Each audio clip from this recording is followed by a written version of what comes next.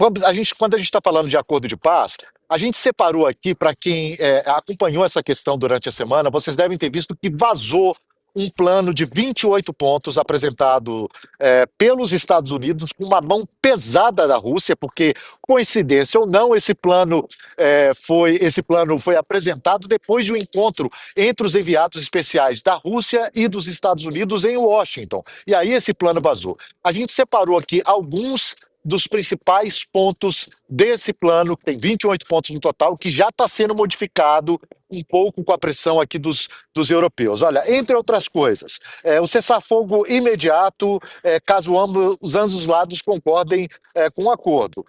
A permissão, aí você tem investimento de cerca de 100 bilhões em ativos russos congelados na Ucrânia. Esse é um dos poucos pontos que exige alguma coisa da Rússia, a limitação das Forças Armadas da Ucrânia, 600 mil militares, a proibição de adesão da Ucrânia à OTAN, essa aliança militar liderada pelos Estados Unidos. A OTAN teria que concordar também em não colocar tropas na Ucrânia.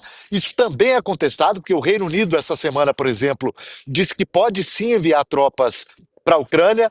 A Rússia, olha só que boazinha a Rússia, se comprometeria a não invadir outros países, a não invadir os seus vizinhos. E aí, outros pontos desse plano de 28 pontos que foram apresentados: a Ucrânia teria direito de fazer parte da União Europeia, parte desses ativos russos. A Rússia tem centenas de bilhões de dólares depositados em bancos europeus, parte desse dinheiro, 100 bilhões, seriam usados para a reconstrução da Ucrânia. Haveria negociações para que não houvesse mais sanções para a Rússia. Haveria também um conselho de paz presidido pelo presidente Donald Trump. E algo que me chamou bastante atenção é que todos os crimes praticados por ambos os lados seriam perdoados, né? A gente sabe que hoje há um número muito grande de acusações de crimes de guerra contra a Rússia, e essas investigações cessariam. Haveria aí a assinatura de um pacto de não agressão, extensão dos tratados de controle de armas nucleares. Enfim, é um documento com 28 pontos, não é um documento final, mas que, obviamente, foi interpretado como um documento que privilegia muito as posições da Rússia e que, obviamente, foi recebido com muita simpatia por Moscou e não com muita simpatia aqui na Europa, até porque, além da Europa discordar, a Europa foi totalmente colocada para escanteio, não participou dessas negociações. E aí a gente tem um depoimento da Kaja Kallas, que é a figura da União Europeia, uma espécie, a gente pode comparar aí com uma espécie de ministra das Relações Exteriores da União Europeia, que cuida de política externa da União Europeia. Sei, inclusive, que o Urian teve com ela há pouco tempo em Brasília, né, Urian? E ela fala justamente sobre isso, sobre como recebeu, como fazendo um contraponto da União Europeia a esse plano apresentado pelos Estados Unidos. Vamos ver o que ela disse. In any peace agreement, we have to put the focus on how to get concessions from Russian side, that they stop aggression for good and do not try to change borders by force. There are rarely wars in the world where the situation is so clear-cut as it is here. We have one aggressor and one victim. The focus should be on what Russia, the aggressor, must do, not what Ukraine, the victim, must sacrifice. All this work is ultimately about ensuring that Russia never attacks again. The European Union will always support peace. We are in favor of any peace plan that will bring a just and lasting peace for Ukraine, but also ensures the security for Europe tomorrow. In order, if we want to prevent this war to continue, then actually we should, curb the army of Russia and also their military budget. Pois é, vocês veem aí ela dando troco, né? Olha, se vocês querem que diminua o exército da Ucrânia, tem que diminuir o exército da Rússia também. É claro que a base para essa conversa do acordo de negociação, Yared e Urian, me parece, hoje, nos pontos que foram apresentados, pontos muito favoráveis à Rússia.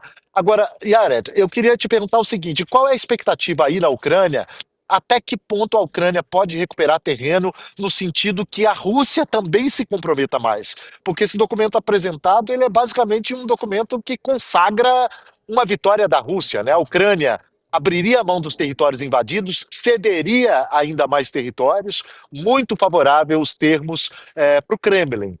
O que diferente disso se espera factualmente que a Ucrânia pode conseguir, Yara? Eu acho que um foco em todos esses pontos, o que a gente, como os jornalistas, estão achando mais importante é o controle territorial do resto, da parte de Donbass, que a Ucrânia ainda controla. Porque são cidades pequenas, mas essas séries de cidades que ainda está sob o controle das forças armadas ucranianas, essa parte da Ucrânia é a parte mais fortalecida, é a parte mais fácil de defender para a Ucrânia no país todo, é a parte mais preparada para receber ataques russos. E a Ucrânia, assim, de simplesmente entregar esse território que está tão preparado para defender o resto do país, seria muito difícil. E então, o primeiro plano, a Ucrânia tinha que ceder, simplesmente entregar esse território. E acho que esta parte seria o mais difícil de todos os outros pontos. Porque a Ucrânia é assim, não, por exemplo, vamos falar do recuperação de território já não se fala mais, né, Yara? Recuperação de território já não se fala mais, né? Não vai recuperar o consenso, não em geral as pessoas pensam que a Ucrânia não vai recuperar os territórios nesta guerra. Urian, o que você achou desse documento apresentado, esses 28 pontos? Bom, eu acho que começa já da maneira como ele foi concebido, com indícios de que ele tenha sido, inclusive, traduzido do russo para inglês, né? Então, era algo que já começa realmente bastante absurdo.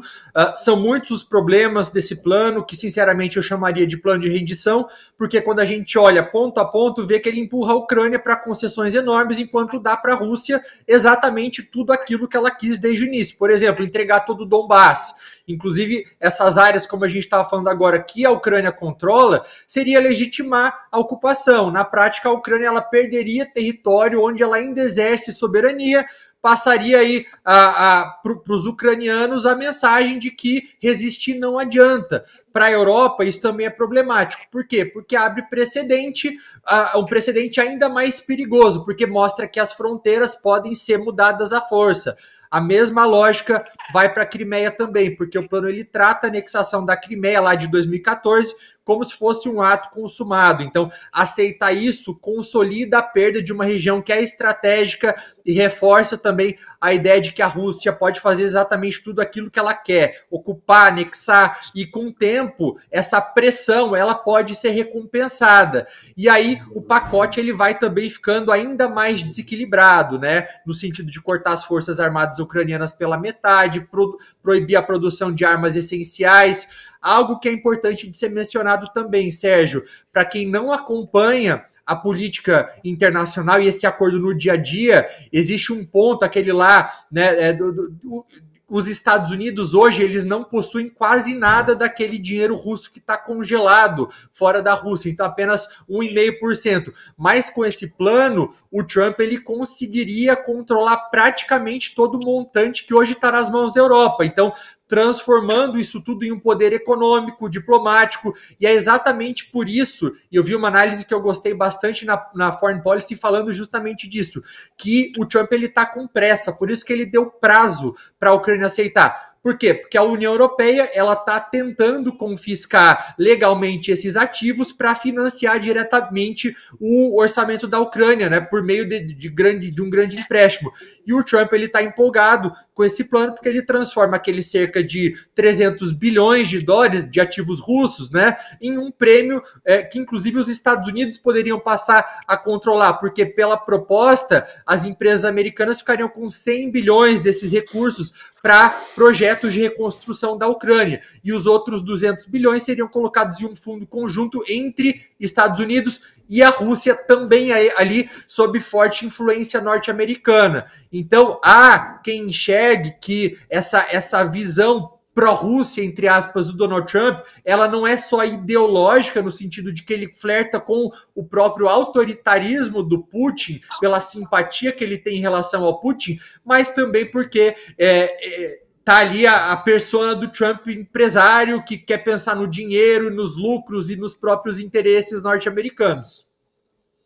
Interessante você falar isso, porque a gente tem, inclusive, a outra declaração do presidente Vladimir Putin. A Bia traduziu para a gente nessa manhã, e ele fala justamente sobre isso no momento em que ganha força essa possibilidade de uso desse dinheiro que a Rússia tem depositado aqui na Europa pelos europeus. Né? Não há um consenso ainda, mas hoje, por exemplo, o chanceler alemão falou sobre isso, o Friedrich Merz. E ontem o Vladimir Putin, presidente russo, obviamente subiu o tom sobre a possibilidade dos europeus fazerem isso. Vamos ver exatamente o que disse o presidente Vladimir Putin. Виднее, как это может отразиться на европейской валюте, ясно, что это будет иметь негативные последствия для мировой финансовой системы, потому что доверие к еврозоне резко снизится. Резко упадет. А на фоне сложности в экономике, где локомотив европейской экономики, экономика Германии, уже 3-й год пребывает в рецессии, это, конечно, будет, мне кажется, непростым испытанием. Правительство Российской Федерации, по моему поручению, вырабатывает пакет ответных мер в случае, если это произойдет. И всем ясно, все об этом прямо говорят, что это было бы воровством чужой собственности. То и другое воровство. Мы так и относимся и готовы. Tá aí o Vladimir Putin dizendo que seria roubo, né? Ele usa a palavra roubo para falar dessa manobra que está sendo pensada pelos europeus para usar esse dinheiro que os russos têm depositado em fundos de investimento, principalmente aqui na Europa, para que esse dinheiro fosse usado para a reconstrução das cidades destruídas na Ucrânia. De novo, não há um consenso, e o Urian trouxe aí essa análise brilhante, lembrando que a posição dos Estados Unidos pode não ser apenas ideológica, mas também do pragmatismo econômico ali dentro da linha de pensamento de Donald Trump. Yared, você que tem esse privilégio de ter aí o seu lado norte-americano, obviamente, que conhece bem o seu próprio país, sabe o que está acontecendo na Ucrânia, no cenário europeu. Como é que você vê essa possibilidade, diante do que o Urian colocou aí, essa possibilidade de uso desse dinheiro russo para a reconstrução das cidades ucranianas que foram destruídas pelos russos? Você acha que os ucranianos estão ligados nessa possibilidade? Obviamente estão ligados nessa possibilidade, mas até que ponto eles podem reagir a essa tentativa do Donald Trump de, ok, os europeus não vão fazer nada com esse dinheiro, mas ele vai ficar aqui debaixo da minha asa, nós vamos cuidar desse dinheiro, nós, Estados Unidos. Como é que os ucranianos estão tentando evitar que isso aconteça? Primeiro, quero dizer que o mais importante para os ucranianos é conseguir os fundos logo, agora, para poder ajudar na defesa do país. As pessoas aqui não estão pensando em reconstrução ainda. Tem todos esses sinais que vai ser atacado hoje de noite. E a questão é se as defesas horárias agora têm suficiente ammunition, para defender o capital ou não. A gente vai descobrir isso hoje de noite. Eu passei o dia sendo treinado de socorro médico e como evitar drones russos. Isso é uma realidade muito presente. A reconstrução pode acontecer quando houver paz, não? Mas a guerra está viva, está presente e parece que vai estar presente aqui em Kiev hoje de noite. Você diz isso em função de não ter acontecido ataque nos últimos dias, aquela lógica de, ok, já tem alguns dias sem ataque, hoje provavelmente vai acontecer. São esses os sinais, além da movimentação de aviões? Tem fontes Tem fontes militares que estão indicando que um ataque pode acontecer hoje ou amanhã. A gente tem fontes assim no Telegram e também pessoas. Eu falei com as pessoas militares hoje que confirmou essa possibilidade é mais alta hoje ou amanhã de que normal. Mas eu só queria dizer também que eu leio essas notícias da atitude de Trump e penso como dois tipos de imperialismo. Tem o imperialismo econômico de Trump e tem o imperialismo de guerra mais tradicional de Rússia. A Ucrânia está entre esses dois gigantes, não? Tentando manter sua independência.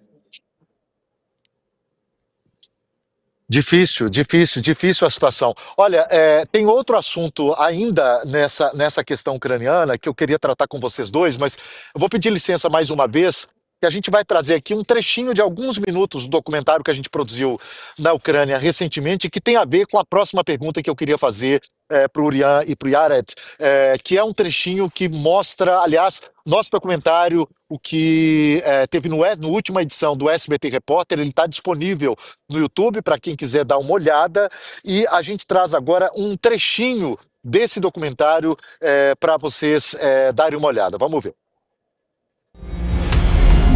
A tecnologia nesse conflito mudou tão rápido quanto a vida destes dois brasileiros, que se identificam por seus nomes de guerra. Eu me chamo Cani Corso. Eu sou o Peter. A gente veio homenagear os heróis que tombaram pela liberdade dessa nação. Dá muita emoção e muito incentivo para a gente continuar nessa luta, que a gente acredita na nação ucraniana. A gente crê que Putin está errado, o governo comunista é um governo opressor.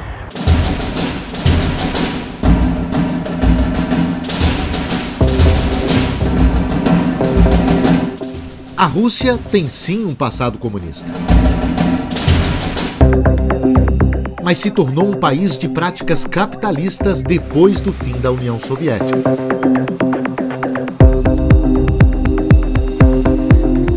O brasileiro, no entanto, está obstinado com a ideia de combater os russos.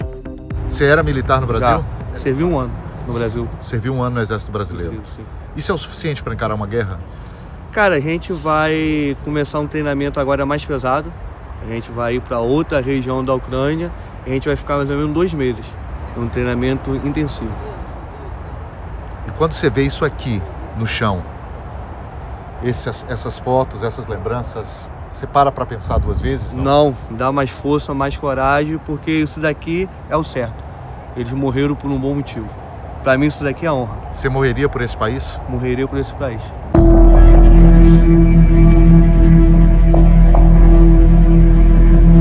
De volta a Kharkiv, meu próximo compromisso é justamente com um grupo de brasileiros. É hora de pegar a estrada e de uma série de medidas de segurança. Nesse momento, a gente já está com todos os telefones em modo avião, para que o nosso sinal não possa ser capturado. A gente está indo para um centro de treinamento agora, de soldados, e estes lugares são alvos preferenciais para ataques dos russos. Por isso mesmo, os ucranianos têm mudado com frequência esses lugares. Com tantos tiros, é preciso equipamento de proteção.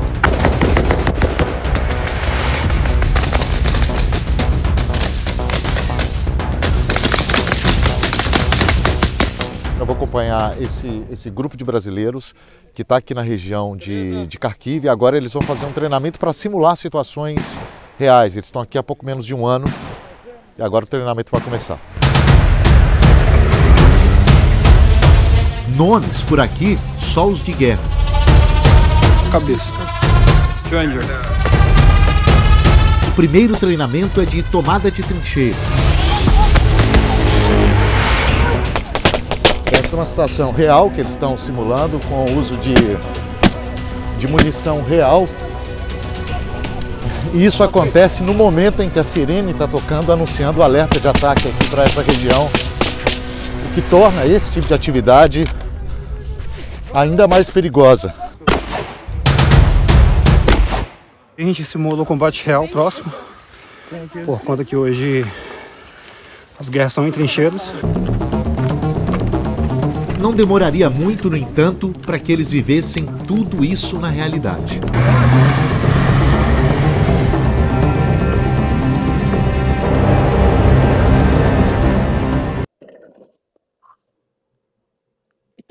Esse aí é trecho do nosso documentário. Um desses soldados que eu entrevisto, inclusive, ele adota o nome de Stranger. Foi um soldado que morreu dias depois da nossa entrevista nesse treinamento. E essa é uma das muitas baixas de estrangeiros que estão lutando para a Ucrânia nesse momento, o que leva à minha próxima pergunta para o Yared. Vocês publicaram, o Kyiv Independent publicou essa notícia há dias atrás, Yared, sobre o possível fim da legião estrangeira. Essa parte do exército ucraniano que trabalha aí com milhares de militares e de pessoas de outros países que vão lutar no exército ucraniano. O que tem de fato nisso hoje? Acaba mesmo? E qual seria a situação desses brasileiros, de outros estrangeiros que estão lutando? Eles iriam para outros batalhões ou seriam dispensados? Não, eles seriam transferidos sob o comando de outros batalhões. Tem muitas questões que não são bem claras e o exército ucraniano não tem falado muito sobre o assunto. Este material, as fontes foram soldados próprios que não têm recebido informações suficientes e eles estão preocupados. Eles estão preocupados que poderia ser mandado por unidades de assalto e nem todos eles se sentem confortáveis com essa possibilidade. Mas, ao mesmo tempo, como os soldados estrangeiros, eles vão ter o direito de quebrar o contrato se eles não querem seguir em suas novas unidades. Isso é... Assim, eles têm o direito ou não têm o direito? Eles têm o direito. Se eles estão aqui 6 meses, o soldado ucraniano não tem esse direito, não, de simplesmente quebrar o contrato. Mas o soldado estrangeiro pode quebrar o contrato e muitos deles estão ansiosos esperando quem vai ser o futuro exatamente de suas unidades. Tá certo. O que levanta muitas dúvidas sobre a participação e a entrada desses estrangeiros no exército ucraniano. Eu acompanhei a história de vários deles. Você encontra pessoas com vários níveis de experiência, alguns muito experientes, pessoas que lutaram em outras partes do mundo, e alguns sem experiência alguma. Foi o caso desse brasileiro que fez treinamento, que estava sendo treinado na Ucrânia, como muitos ucranianos, aliás, mas que trabalhava como enfermeiro no Brasil. Tinha aí o sonho de ser policial, não conseguiu ser policial no Brasil, foi ter essa atividade militar na Ucrânia e acabou sendo morto em um ataque russo, algo que também pode acontecer, obviamente, com os ucranianos, com milhares de ucranianos que também não tinham experiência militar antes do início da invasão em larga escala. Mas um grande ponto de interrogação nessa história até que ponto a Ucrânia, o exército ucraniano está tendo ou não os critérios que são necessários ter nesse momento para trazer essas pessoas para o exército ucraniano. Agora, a gente fala da questão internacional, do envolvimento internacional nessa guerra da Ucrânia, e tem também o que acontece aqui na Europa, inclusive em termos de alistamento militar. Ontem a França anunciou novo programa de alistamento militar, muito em função dessa ameaça russa, mas também em função da conclusão que muitos europeus já chegaram tarde, inclusive, segundo muitos analistas, de que já não podem contar mais com os Estados Unidos. A gente tem um pequeno comercial que foi lançado pelo Exército da Bélgica, chamando os jovens, tentando empoderar os jovens para convidá-los para o exército do país. Vamos dar uma olhada nesse trechinho do comercial feito pelo Exército belga.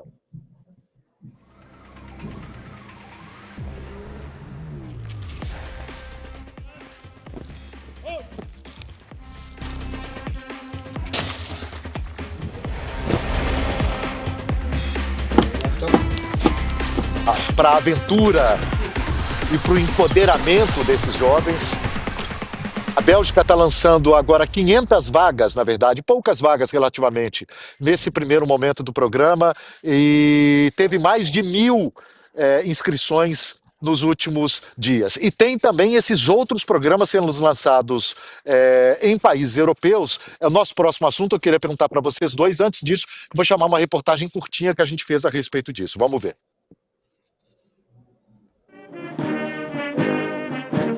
Um toque de nacionalismo e alerta para novos tempos. La peur au demeurant n'évite jamais le danger. O medo não vai evitar o perigo. A única maneira de evitá-lo é se preparar para ele, disse o presidente francês na cerimônia de lançamento do novo programa de alistamento militar do país. A meta do governo é treinar 50.000 jovens até 2035. E esse número pode ser ajustado com base na evolução das ameaças, avisou Emmanuel Macron. A adapter en fonction de l'évolution de la menace. Programa similar já tinha sido lançado na Bélgica, onde o Exército fez uma campanha com tom de aventura e empoderamento para jovens do país. L'armée, ça pourrait me changer, quoi. Por curiosidade, também para me fortalecer física e intelectualmente, disse este jovem, um dos mais de 1.000 que se registraram para as 500 primeiras vagas. Não são fenômenos isolados. Vários países europeus adotaram ou estão adotando programas similares. Em pelo menos 9, o serviço militar já é obrigatório. Convocar e treinar um número cada vez maior de jovens é parte da estratégia para fortalecer o sistema de defesa, no momento em que há um consenso por aqui de que a possibilidade da guerra não se limitar às fronteiras da Ucrânia não é mais tão improvável assim. Se por um lado os europeus se sentem ameaçados pela Rússia, o atual quadro geopolítico mostrou que também não podem confiar inteiramente nos Estados Unidos. A proximidade de Donald Trump com Vladimir Putin é um sinal. Outro são as ameaças do norte-americano de tomar a Groenlândia, parte da Dinamarca e da União Europeia. Os tempos são outros, também para a Alemanha. O governo quer dobrar o número de reservistas treinados, hoje na casa dos 100.000. Está inclusive oferecendo salários equivalentes a R$16.000. A partir do ano que vem, todos os homens com 18 anos precisarão se alistar e passar por um exame médico. Só vai para o treinamento quem quiser, mas o governo já avisou que pode torná-lo compulsório se o número de voluntários não for satisfatório. E aí, sem mais delongas, Urian, esse é um caminho sem volta, você avalia, o caminho da Europa se armando, tentando ter mais independência no setor de defesa em relação aos Estados Unidos? Acredito que sim, Sérgio. Ela foi obrigada a fazer isso, na verdade. Algo que deveria ter feito lá em 2014, quando a Rússia invade a Crimeia, né? Porque o Trump ele tem deixado claro, isso ele já fazia no primeiro mandato, de que ele não é uma pessoa confiável, ele não é um aliado previsível. Inclusive, ele colocou em questionamento o próprio 5º artigo da Carta da OTAN, que muitas vezes ele acaba sendo definido aí popularmente como um ataque contra todos, mas quando a gente olha palavra por palavra, o que esse artigo, na verdade, ele deixa claro é que cada país vai poder agir da maneira como achar mais adequada. Então pode ser desde um apoio logístico ou até mesmo não fazer nada. E quando o Trump ele coloca em questionamento esse mesmo artigo, que era até então talvez a ferramenta mais poderosa de dissuasão, ele enfraquece a OTAN como um todo. E vale a gente lembrar que a Europa ela já está em guerra. Ela está numa guerra híbrida do Putin, né? Não é teoria, não é alerta de think tank, não é pode acontecer um dia, e está acontecendo agora, todo santo dia, dentro da Europa. O Kremlin ele está jogando com tudo que fica logo abaixo da linha vermelha de uma guerra declarada, né? Então, sabotagem, espionagem, ataque cibernético, desinformação em escala industrial, ao mesmo tempo, provocações militares que vão ficando cada vez mais descaradas, né? Olha o que rolou nos exercícios APA de 2025 junto com Belarus. Eles simularam um ataque nuclear tático, né? Usaram um drone em enxame, robô no chão, invadiram o espaço aéreo da Polônia, Romênia, Bálticos, sabotaram o sinal do GPS, inclusive da presidente da Comissão Europeia, da Ursula von der Leyen. Então, assim, a Europa ela já está sofrendo com isso. Poucos dias antes de eu voltar da Ucrânia agora, houve a questão de uma sabotagem também contra uma linha de trem na Polônia. Uma linha de trem próxima àquela que eu ia usar, inclusive para voltar. Então é algo que para sair do controle é fácil, e a Europa ela precisa estar preparada para isso, porque pode ser que escale de uma hora para outra.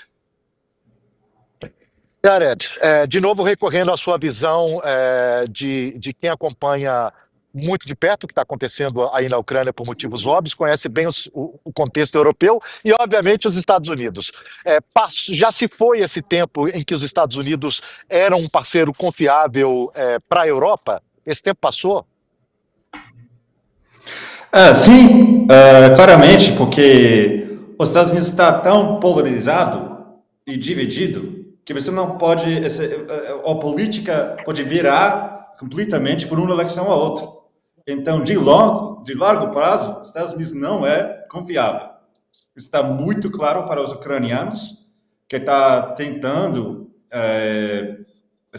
faz que sua produção de armamentos, de defesa, aconteça mais no próprio país. Agora, vai demorar tempo, mas assim, isso está muito claro para os ucranianos e acho que para os europeus também. Entendi. É isso, olha, a gente está aqui com o Orián Fancelli, o Jared Goetti. Eu agradeço imensamente vocês dois pela parceria aqui no Mapa Mundi dessa sexta-feira. Nosso papo foi super enriquecedor, acho que ajudou as pessoas a se aprofundarem ainda mais no que está acontecendo na Ucrânia, mas também em outras partes do mundo. Eu agradeço imensamente a vocês e desejo para que a noite seja de paz aí para você, Jared. Assim, foi bem preocupante o que você falou sobre a expectativa aí de mais um mega ataque em Kiev essa noite. Eu espero do fundo do meu coração que fique tudo bem. Obrigado, Orián. Obrigado, Jared.